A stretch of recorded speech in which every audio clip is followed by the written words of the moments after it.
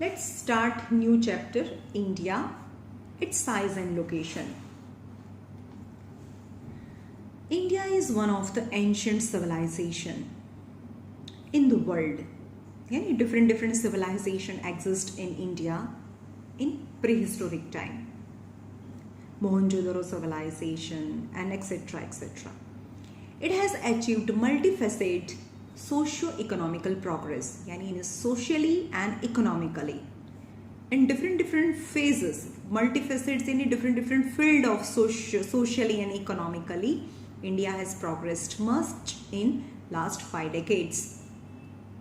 It has moved forward, displaying remarkable progress in the field of agriculture, industry, technology, overall economical development. Yani moved on. It says move forward. Yani India po આગળ વધી રહ્યું છે આ ફિલ્ડની અંદર. India has also contributed significantly to the making of world history. Now location. India is a vast country lying entirely in the northern hemisphere. એટલે કે India છે આખા વર્લ્ડના મતલબ આપણે આખા જે અર્થ છે એના પાર્ટ કરીએ તો ઝીરોથી અર્થને બે રીતે કાપી શકીએ. જો અર્થને આમ કાપીએ તો નોર્થ અને સાઉથ પાર્ટ થાય, પણ આમ કાપીએ તો ઈસ્ટ અને વેસ્ટ સાઈડ થાય. તો ઇન્ડિયા ક્યાં છે? અહીંયા છે, એટલે કે બિલકુલ નોર્થમાં બી છે અને ઈસ્ટર્ન સાઈડ છે. એટલે તો આપણે વેસ્ટર્નને ફોલો કરીએ ને, western style, western dress, western hairstyle et cetera. કારણ કે આપણે ઈસ્ટમાં રહીએ છીએ અને આપણે કોને ફોલો કરીએ છીએ? વેસ્ટર્નને, કારણ કે એ વધારે ડેવલપ છે. Right? So India is a vast country lying entirely in the northern hemisphere. The mainland extends between 8°4' to 37°6' in latitude. Latitude मतलब લેટેલી લાઈન, એટલે કે અહીંયાથી આપણે ઉપર જઈએ 0°, 1°, 2°, 3°, તો અહીંયા 8° આવે. તો ઇન્ડિયાની જે મેઇન લેન્ડ છે એ 8°4' લેટિટ્યૂડથી લઈને ઉપર 37°, અહીંયા 37° and 6' ખતમ થાય ઇન્ડિયાની મેઇન લેન્ડ. એન્ડ લોંગિટ્યુડ્સને મેરેડિયન બી કહેવાય, એ મતલબ ઊભી લાઈનો, લોંગ લાઇન્સ. તો અહીંયા 0 છે જેને પ્રાઇમ મેરિડિયન્સ કહેવાય, જેનાથી અર્થના બે ભાગ પડે. આ ભાગને બધાને ઈસ્ટ કહેવાય અને આ સાઈડના બધી કન્ટ્રીઝને મતલબ જે પાર્ટ્સ છે એને વેસ્ટર્ન પાર્ટ કહેવાય. તો આખું ઇન્ડિયા તો ઈસ્ટમાં છે, તો એની મેઇન લેન્ડ ચાલુ થાય અહીંયાથી 0, 1, 2, 3, 4, 4, 6, એટલે એ ક્યાંથી ચાલુ થાય? 68°7' to 97°25'. 68°7' to 97, અહીંયા આવે 97, right?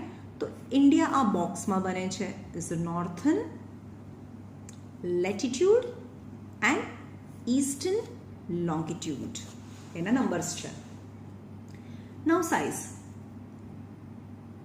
The landmass of India has an area of 3.28 million square kilometer. India's total area accounts about 2.4% of the total geographical area of the world. એટલે કે આખા વર્લ્ડની જેટલી લેન્ડ છે એમાંથી 2.4% લેન્ડ છે એ ઇન્ડિયાની છે.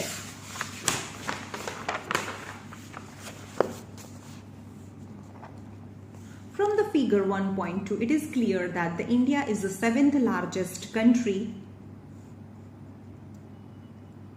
of the world. આપણે અહીંયા મેપ જોઈએ, ઇન્ડિયાનો 7th લાર્જેસ્ટ કન્ટ્રી. ઇન્ડિયાની આગળ કેટલા કન્ટ્રીઝ છે? Russia, Canada, USA, China, Brazil અને ઓસ્ટ્રેલિયા, અને પછી ઇન્ડિયા આવે.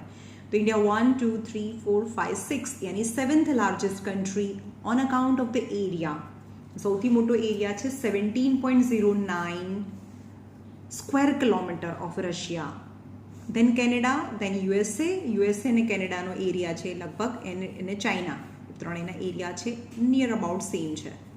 દેન બ્રાઝિલ, ઓસ્ટ્રેલિયા, અને ઓસ્ટ્રેલિયા કરતાં પણ ઇન્ડિયા છે એ હાફ કરતાં પણ નાનો છે એનો એરિયા. દેખાય છે તમને? તો બી એનું પોપ્યુલેશન જુઓ કેટલું બધું વધારે છે ઓસ્ટ્રેલિયા કરતાં. ઓસ્ટ્રેલિયાનું પોપ્યુલેશન મને યાદ નથી નંબર્સ.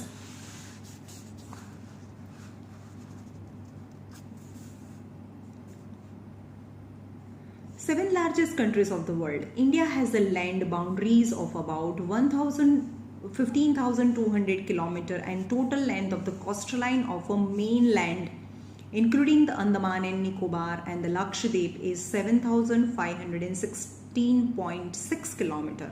यानी इंडियाની ટોટલ બાઉન્ડ્રીઝ અહીંયાથી ચાલુ કરો ને ઇન્ડિયાને ટોટલ કવર કરીને પાછા જાઓ જે મેઇન લેન્ડ છે એની બાઉન્ડ્રીઝ છે એ 15,200 કિલોમીટર. ઓકે, અને કોસ્ટ લાઇન બાઉન્ડ્રીઝ એટલે કે ઇન્ડિયા છે આવી રીતે છે ને, અહીંયા કોસ્ટ લાઇન છે, અહીંયા ગુજરાત લાઈન ઇન્ડિયા આવું છે, તો અહીંયા આ બધી જગ્યાએ કોસ્ટ છે, સી છે, તો કોસ્ટ લાઇન બાઉન્ડ્રીઝ છે આટલું જે એનું ડિસ્ટન્સ છે દેટ ઇઝ 7,516 ઓનલી મેઇનલેન્ડનું including Andaman and Nicobar and Lakshadweep. Mainland અને જે અંદમાન નિકોબાર છે, અહીંયા અંદમાન નિકોબાર અહીંયા આવે, અંદમાન નિકોબાર અને અહીંયા આવે લક્ષદ્વીપ, એની પણ બાઉન્ડ્રીઝને ઇન્ક્લુડ કરીને total length of the sea cost is 7,516.6 kilometre. India is bounded by Jungfrau Mountain in the northwest. North અને નોર્થ વેસ્ટ એટલે કે ઇન્ડિયામાં અહીંયા નોર્થથી લઈને નોર્થ વેસ્ટ સુધી તો માઉન્ટેન છે અને યંગફોલ્ડ માઉન્ટેન છે એટલે હિમાલયાસ હજી હમણાં રિસેન્ટલી બન્યો છે, મતલબ રિસેન્ટલી એટલે મતલબ થોડા 5,000 years પહેલાં જ બન્યો છે એટલે એને યંગફોલ્ડ માઉન્ટેન કહેવાય. North and north east south of the 22-degree north latitude. It begin to taper and extend towards the Indian Ocean. એટલે કે જેમ જેમ જેમ ઇન્ડિયા છે એ સાઉથમાં જાય એમ ટેપર થતો જાય, ટેપરિંગ મતલબ પોઇન્ટેડ થતો જાય, છેલ્લે અહીંયા આગળ એક પોઈન્ટ ટ્રાયંગ્યુલર શેપ છે અને એ જેમ જેમ જેમ સાઉથમાં જાય એમ ટેપર થતો જાય and extends towards the Indian Ocean. એટલે કે આ જે છે અહીંયા ઇન્ડિયન ઓશન આવે એટલે કે જેનો સાઉથ પાર્ટ છે એક્સટેન્ડ થાય છે, ટેપર થાય છે towards the Indian Ocean. Dividing it into two sea એટલે કે આપણો જે આ ઇન્ડિયા છે એ આખા સીને ડિવાઈડ કરે. જે વેસ્ટર્ન સાઇડ છે આ વેસ્ટર્ન સાઇડ કહેવાય, ઈસ્ટર્ન, આ નોર્થ, આ સાઉથ, વેસ્ટ અને ઈસ્ટ. તો ઇન્ડિયાના જે વેસ્ટ સાઇડમાં જે ઓશન છે એને ઇન્ડિયન ઓશન એને અરેબિયન સી કહેવાય, અરેબિયન સી, અહીંયા અરેબિયન સી આવે અને અહીંયા બે ઓફ બેંગાલ આવે. Into two seas, the Arabian Sea in the west એટલે કે west side Arabian Sea and the Bay of Bengal in the east એટલે કે ઈસ્ટમાં બે ઓફ બેંગાલ છે. Look at the figure 1.3. અરે યાર,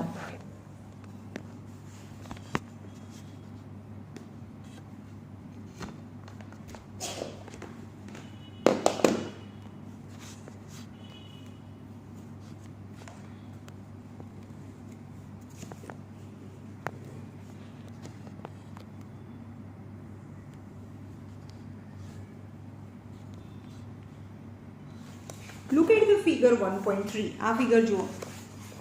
look at the figure 1.3. you can see ઇન્ડિયાની waste side Arabian C, ઇન્ડિયાના સાઉથમાં ઇન્ડિયન ઓશન એન્ડ ઇન્ડિયાના વેસ્ટમાં બે ઓફ બેંગાલ. આ મેં શું કીધું, આ વેસ્ટ સાઇડ છે, આ ઈસ્ટ સાઇડ છે, વેસ્ટમાંની ઈસ્ટમાં west side Arabian Ocean, east side Bay of Bengal and in the southern part Indian Ocean, right.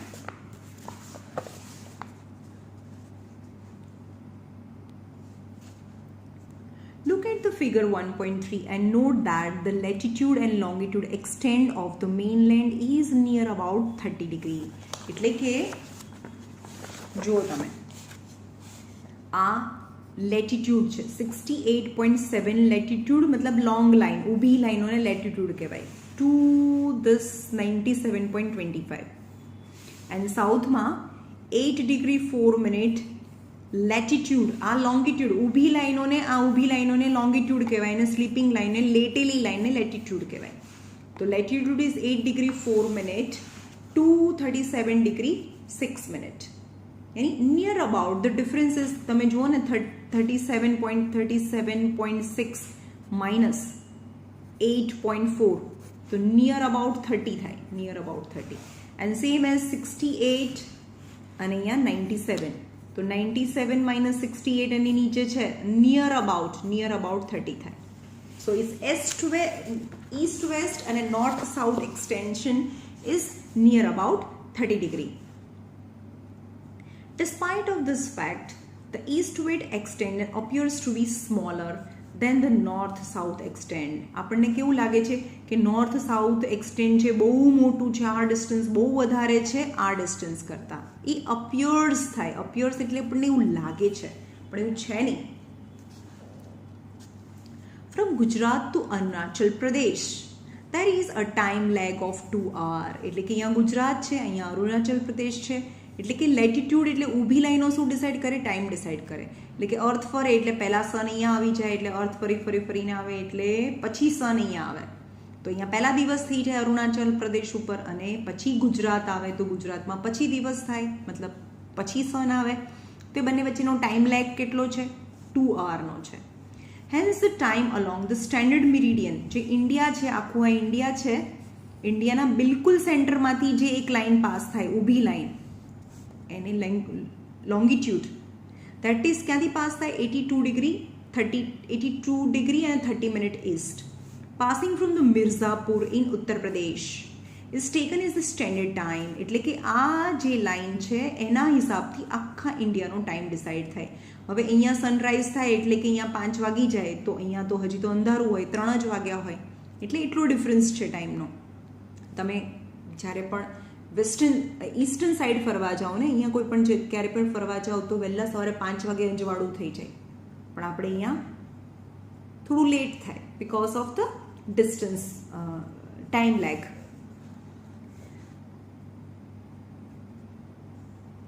Econ is a standard time for the whole country. The latitudinal extent influence the duration of a day and night as one move from the south to north. The latitudinal extent influences the duration of a day and night as one moves from the south and north. એટલે કે સાઉથથી ખાલી નોર્થમાં જાઓ ને તો duration of ટાઈમનો, મતલબ દિવસ અને રાતનું ડ્યુરેશન્સ છે એ ઓછું, મતલબ તમને જેમ જેમ નીચેથી ઉપર જતા જઈએ એમ, સપોઝ વિન્ટર સિઝન હોય ને તો ડે છે ઉપરથી ઓછો થઈ જાય. સમજમાં આવ્યું? નીચેથી ઉપર જઈએ એમ ડેઝની લેન્થ છે એ ઓછી થતી જાય. અહીંયા દિવસ મતલબ સૂરજ ઉગે અને સૂરજ મતલબ સનસેટ થઈ જાય, એનું ડ્યુરેશન સપોઝ 8 hours હોય, તો અહીંયા તમે નોર્થમાં જાઓ તો સનરાઈઝ થાય અને સનસેટ થાય, એનું ડ્યુરેશન ખાલી 6 hours હોય. એટલે કે ડેની લેન્થ છે એ ઓછી થઈ જાય નીચેથી ઉપર જઈએ ત્યારે. પણ બંને જગ્યાએ શું હોય? સનરાઈઝ અને સનસેટ તો એક જ સાથે થાય.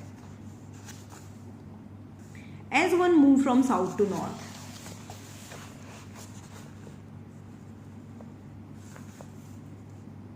why 82 degree and 30 minute east has been selected as the standard meridian of India? Because India is a vast country and north, eastern and western longitude, the distance is more, so the time lag is 2 hours. But India is a whole country, so in single country 2 different time is not possible. So the meridian, yani longitude, which is passing from the center of India is considered as a standard meridian, and as per according to that meridian the time is decided for the whole country.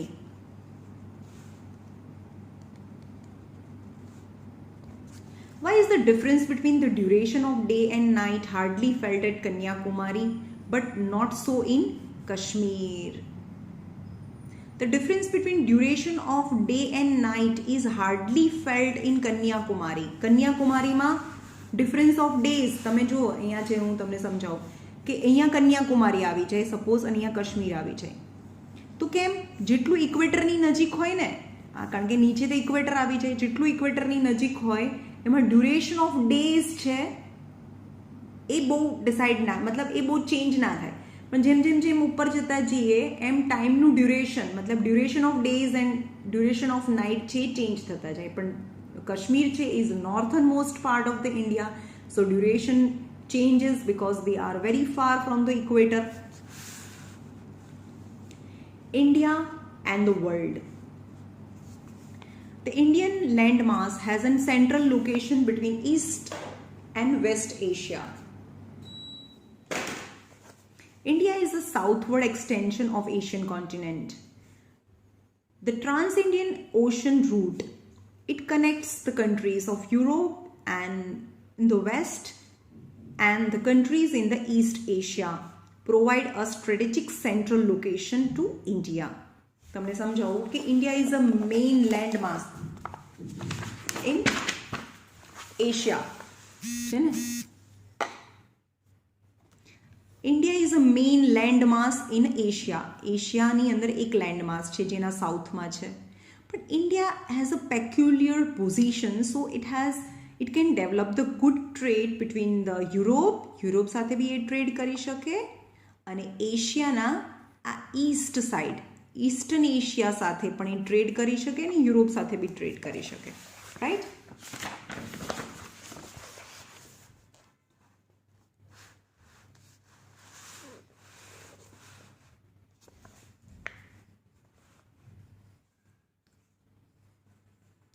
India is the southward extension of Asian. મેં તમને બતાવ્યું. The Trans-Indian Ocean route, એટલે Indian ocean રૂટથી થઈને જે પણ business થતા હોય ને ઇન્ડિયન ઓશનમાંથી, હવે તમને સમજાવું કે જે લોકો અહીંયા હોય ને યુરોપમાંથી થઈને આવે તો એ ઇન્ડિયન ઓશન થઈને જ આ બાજુ જાય ને, તો ઇન્ડિયન ઓશનમાં થઈને જાય તો ઇન્ડિયાની નજીક છે તો ઇન્ડિયા તો આવવાના જ, તો ઇન્ડિયા સાથે બિઝનેસ મતલબ become business more profitable.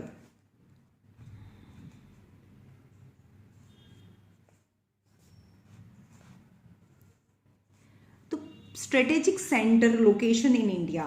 Note that the Deccan Peninsula protrudes into Indian. Protrudes मतलब फैलाय છે, આગળ જાય છે, extent.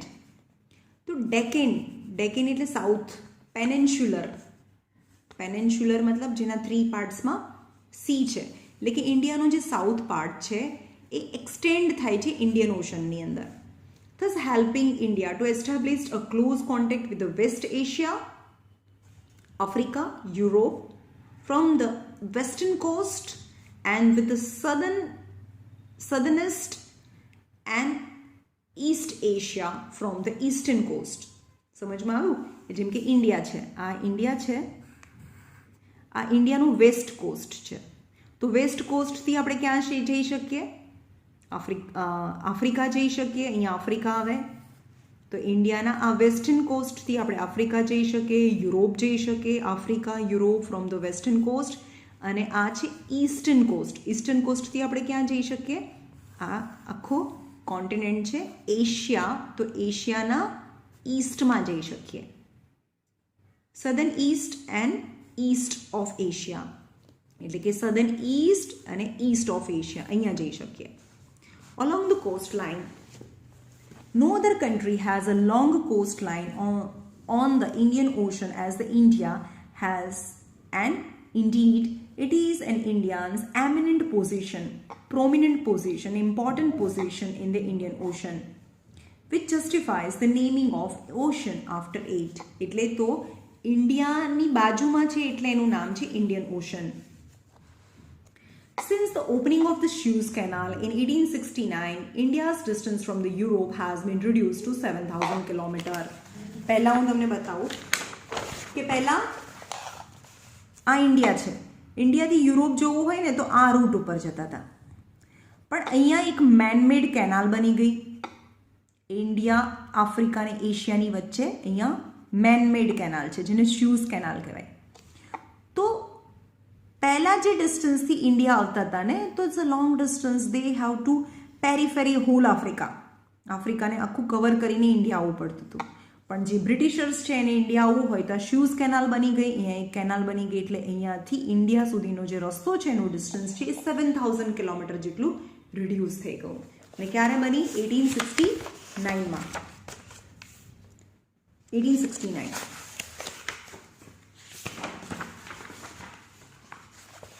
આ બધું સેમ ટુ સેમ છે, ગુજરાત બોર્ડ જેવું જ છે.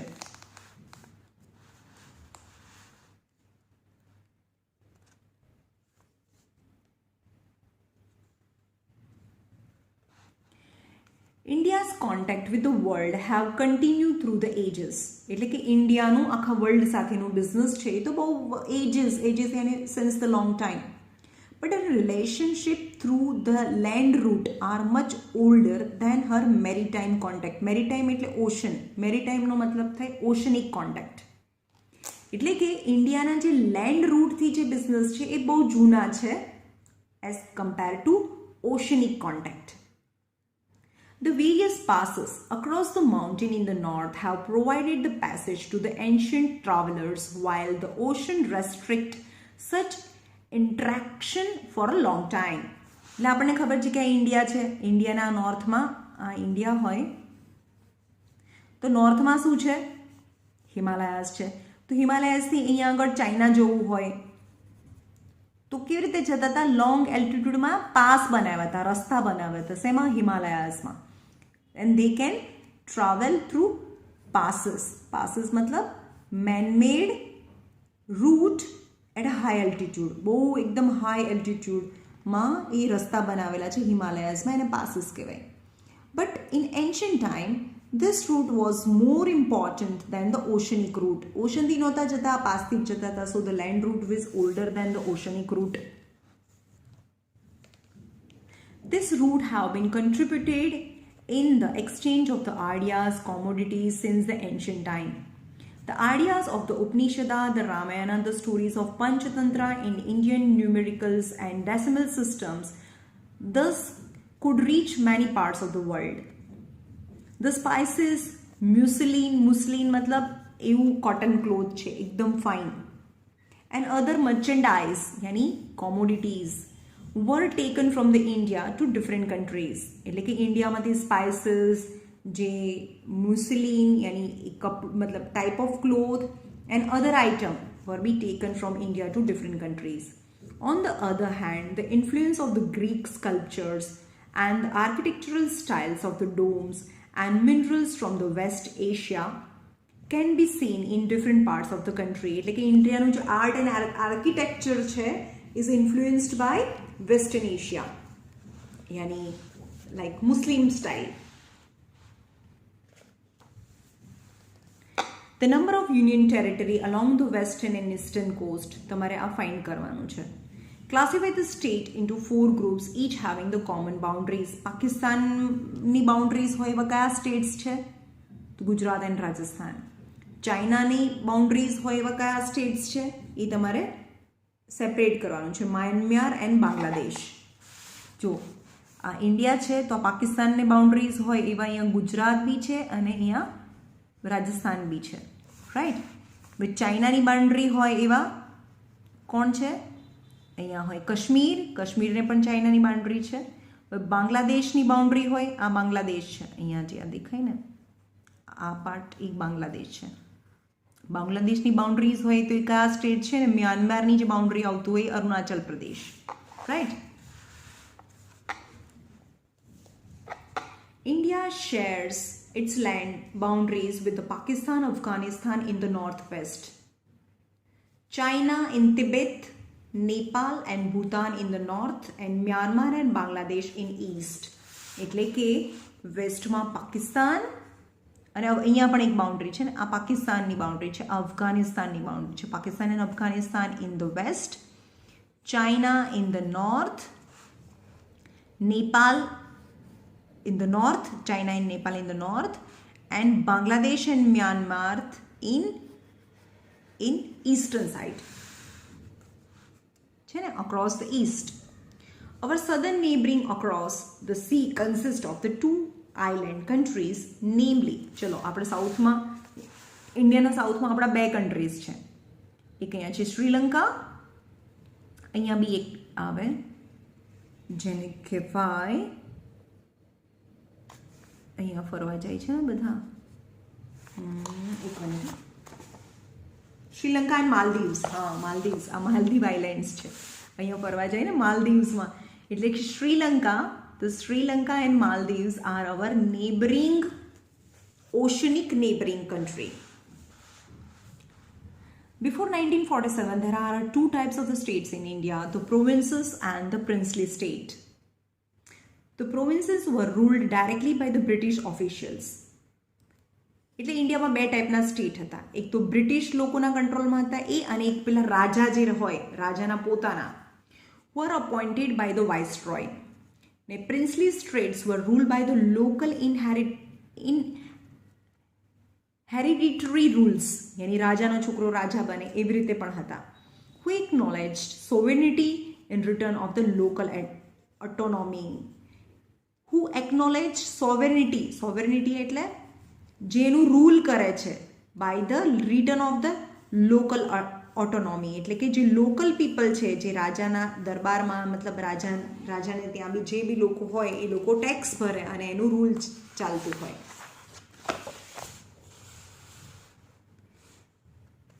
હા, અને ઇન્ડિયાના સાઉધર્ન ઓશનિક neighboring countries Sri Lanka and Maldives. Sri Lanka is separated by India by the narrow channel of the sea formed by the Palk Strait and Gulf of Myanmar. And the Maldives Islands are situated to the south of the Lakshadweep Island. એટલે ક્યાં છે? જે Lakshadweep island છે એના સાઉથમાં માલદીવ છે, અને આ શ્રીલંકા છે એક સ્ટ્રેટ દેખાય છે તમને, એ સેપરેટેડ છે. અહીંયા આગળ આ આખી લેન્ડ છે, પણ અહીંયા એક વચ્ચે એક જગ્યા છે, that is known as Palk straight.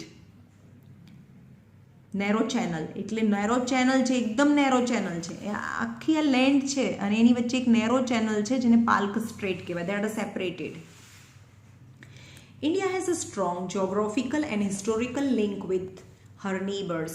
Look at the physical map of India in your atlas and note how India stands apart from the rest of Asia. ચલો અહીંયા રાખીએ આટલું, રાઈટ.